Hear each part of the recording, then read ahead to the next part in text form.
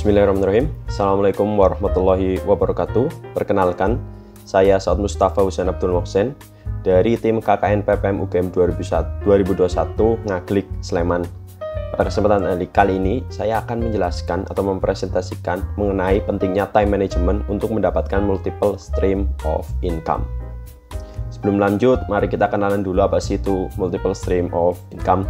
Jadi, multiple stream of income itu adalah sumber pendapatan dari beberapa aliran pendapatan. Yang artinya tidak hanya mengandalkan gaji pokok sebagai sumber pendapatan utama, tetapi Anda memiliki sumber pendapatan lain seperti pendapatan pasif di luar gaji. Lalu untuk pendapatan pasif itu apa sih? Pendapatan pasif adalah pendapatan yang Anda dapatkan dengan membutuhkan sedikit kerja keras. Bukan tanpa usaha sama sekali, Anda hanya perlu kerja di awal untuk mendapatkan pendapatan tersebut. Contohnya adalah penulis buku. Mereka hanya memerlukan menulis buku di awal lalu menjualnya, dan ketika terjadi penjual mereka akan mendapatkan keuntungan. Sini saya akan menjelaskan tipe-tipe aliran pendapatan itu apa aja. Yang pertama itu ada gaji. Bagi kebanyakan orang, gaji merupakan sumber pendapatan utama, dan gaji yang paling umum adalah gaji yang diterima bulanan. Lalu selanjutnya ada pendapatan bisnis. Disinilah Anda mendapatkan uang dengan imbalan produk atau layanan. Yang artinya Anda menyediakan produk atau jasa, lalu ada orang yang membeli sehingga Anda mendapatkan pendapatan dari bisnis Anda. Lalu ada pendapatan dividen. Ini adalah jenis aliran pendapatan di mana Anda memperoleh dividen atau pembagian keuntungan dengan memiliki saham di sebuah perusahaan. Yang artinya Anda melakukan investasi di perusahaan dengan membeli sahamnya. Lalu ada pendapatan sewa. Anda mendapatkan penghasilan tambahan dengan menyewakan properti kepada orang lain. Ini bisa berupa apartemen atau properti komersial yang digunakan bisnis lain. Contoh paling umum di Jogja adalah persewaan ini pendapatan sewa, yaitu kos-kosan. Lalu ada pendapatan lisensi. Anda mendapatkan uang dengan menjual hak untuk menggunakan sesuatu yang telah Anda tulis, buat, atau ciptakan. Contohnya yaitu pengarang lagu, pembuat konten YouTube, ataupun penulis buku. Lalu selanjutnya ada bisnis online. Ini bisnis online bisa apa saja, mulai dari memulai blog atau menjual barang di marketplace seperti Shopee dan Tokopedia. Konsepnya sama-sama pendapatan bisnis, cuma bisnis online itu mengandalkan internet dan Anda tidak harus menyediakan toko fisik untuk bisa melakukan bisnis online. Selanjutnya, kita akan mengenal benefits multiple stream of income, atau keuntungan apa sih yang kita dapatkan ketika memiliki multiple stream of income. Yang pertama yaitu bekerja lebih sedikit. Jika Anda memiliki banyak aliran pendapatan, terutama aliran pasif, Anda akan menemukan bahwa Anda memiliki lebih banyak fleksibilitas dalam jumlah jam yang Anda butuhkan untuk bekerja. Lalu mencapai kemandirian secara finansial, yaitu kondisi di mana seseorang mengalami kebebasan dalam finansialnya, memiliki penghasilan sendiri, mampu mengelola uang sendiri, dan tidak lagi bergantung pada orang lain seperti orang tua, kerabat, atau pasangan. Lalu bekerja dengan kenyamanan rumah Anda sendiri, yaitu yang artinya Anda bisa bekerja di rumah tanpa terikat peraturan kantor. Lalu Anda membangun kekayaan, tidak ada batasan berapa banyak uang yang Anda dapatkan atau hasilkan.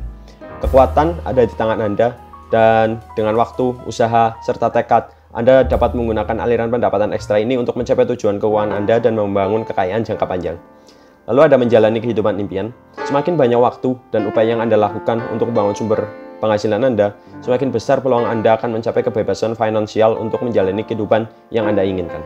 Lalu memiliki kebebasan yang dimiliki akan semakin banyak, mulai dari bebas bekerja di mana saja, jam berapa Anda bekerja, dan kebebasan lainnya, serta Anda bebas mengatur waktu untuk keluarga seperti anak dan istri. Itu adalah tadi manfaat dari memiliki multiple stream of income. Selanjutnya, setelah tadi udah melihat benefitnya apa saja, lalu pengertiannya apa saja, dan serta tipe-tipe aliran pendapatan itu apa saja, di sini saya akan memberikan ide-ide untuk Anda semua agar mendapatkan multiple of income. Ide yang pertama yaitu membuat blog. Anda bisa mendapatkan uang dari iklan, event atau acara, lalu penjualan produk, dan lain sebagainya. Yang harus Anda fokuskan adalah mencari pembaca untuk blog Anda sebanyak mungkin. Yang kedua ada berinvestasi. Anda bisa mulai investasi melalui saham, reksadana, ataupun emas. Selain itu, masih banyak instrumen investasi lainnya, seperti yang lagi booming sekarang itu investasi di cryptocurrency. Selanjutnya ada menjadi penulis lepas atau freelance writer. Dengan situs web seperti Sribulancer, Upwork.com, Freelancer.com, dan LinkedIn, serta Profinder, Anda dapat membuat profil Anda sendiri atau profil online dan menawar pekerjaan baru saat sebuah lowongan sedang terbuka, yang artinya Anda itu bisa menawarkan jasa Anda di platform-platform tersebut karena banyak orang yang butuh dengan jasa penulis lepas atau freelance writer. Lalu ide selanjutnya adalah bisa dropshipping. Dengan cara dropship ini, reseller dapat memasarkan barang tanpa harus stok barang. Semua proses pengemasan sampai pengiriman dikerjakan oleh toko online penjual, di mana reseller sebagai dropshipper. Yang artinya Anda hanya sebagai mediator, jadi Anda nggak usah perlu stok barang, Anda hanya menyalurkan pembeli ke supplier. Lalu ada membuat kursus online. Ini bergantung pada keahlian Anda. Anda juga dapat mempertimbangkan membuat kursus dengan platform seperti skillshare.com. Anda dapat membuat kursus online tentang hampir semua topik dan menetapkan biaya sebanyak yang Anda ingin. Jadi ini tidak terlepas pada topik apapun ya, tidak terbatas pada topik apapun. Anda bebas asal Anda punya skill dan itu bermanfaat dan banyak diminta oleh pasar. Lalu selanjutnya ada toko online. Di era internet, bisnis online adalah cara termudah dan termurah bagi siapa saja yang ingin mendapatkan penghasilan tambahan. Bisnis online sebaiknya berhubungan dengan hobi Anda. Kenapa harus berhubungan dengan hobi? Karena agar Anda enjoy dalam melakukan bisnis online tersebut dan tidak terbebani. Lalu ide selanjutnya adalah menjual stok foto. Anda bisa menjual foto Anda. Kalau Anda hobi foto-foto atau ya butuh uang dan menjual foto tersebut, itu bisa menjualnya di Shutterstock, iStock, Getty Image. Foto Anda itu akan dipakai oleh konten kreator sebagai elemen visual pada konten mereka. Selanjutnya, Anda bisa buka kanal YouTube. Ini lagi booming juga ya, banyak orang yang cita-citanya menjadi YouTuber karena penghasilannya sangat lumayan dan bahkan sangat banyak mungkin. Jika Anda memiliki akun YouTube dengan 1000 subscriber dan 4000 jam ditonton atau watch hours, maka Anda bisa mengajukan monetisasi untuk akun YouTube Anda. Anda mendapatkan uang dari iklan yang dijalankan di channel YouTube Anda dan mendapatkan keuntungan dari sana. Lalu ada yang ke-9, ada affiliate marketing. Affiliate marketer akan mendapatkan uang dengan menjadi salesperson untuk suatu perusahaan. Nantinya affiliate marketer ini memperoleh keuntungan dalam bentuk komisi setiap kali ada orang yang melakukan pembelian melalui promosi yang ditawarkan. Yang tadi itu udah ada 9 ide untuk mendapatkan multiple stream of income. Di sini selanjutnya saya akan menjelaskan bagaimana sih cara mengatur waktunya agar Anda bisa mendapatkan multiple stream of income dan tetap bisa memprioritaskan kepentingan Anda. Tentu Anda kan pasti punya kepentingan lain, ada yang mungkin bekerja, ada yang mengurus rumah tangga dan lain-lainnya. Maka dari itu saya akan menjelaskan bagaimana cara mengatur waktunya agar Anda bisa mendapatkan multiple stream of income dan menjalankan kewajiban-kewajiban Anda sehingga Anda bisa lebih efektif dan efisien. Yang pertama itu adalah Anda harus fokus dalam bekerja. Anda harus hilangkan distraksi apapun saat Anda mengerjakan sesuatu. Distraksi yang paling sering terjadi adalah ya handphone, sosial media, dan lainnya. Anda harus berani menghilangkan itu agar bisa fokus dalam bekerja. Lalu, realize we own all of our time. Yang artinya itu kita harus sadari bahwa kita itu memiliki waktu kita sendiri. Kita yang mengatur waktu kita sendiri. Tetapi kadang kita itu memilih untuk melakukan tindakan lain atau bahkan tidak melakukan tindakan tersebut. Sehingga kita harus sadar bahwa kita yang benar-benar mengatur waktu kita sendiri. Lalu selanjutnya ada tetapkan tujuan yang dapat dicapai dan terukur. Anda bisa menggunakan metode SMART ya untuk menetapkan tujuan. Intinya pastikan tujuan Anda itu spesifik, terukur, dapat dicapai, relevan, dan tepat waktu. Lalu selanjutnya prioritaskan tugas berdasarkan kepentingan dan urgensi. Lihat tugas harian Anda dan tentukan mana yang pertama itu yang penting dan mendesak. Lakukan tugas ini dengan segera. 2, penting tapi tidak mendesak. Putuskan kapan harus melakukan tugas-tugas ini. 3, mendesak tapi tidak penting. Anda bisa mendelegasikan tugas ini jika memungkinkan. Yang 4 itu tidak mendesak dan tidak penting. Sisihkan untuk dilakukan nanti, itu bisa. Lalu adalah Anda memiliki to-do list.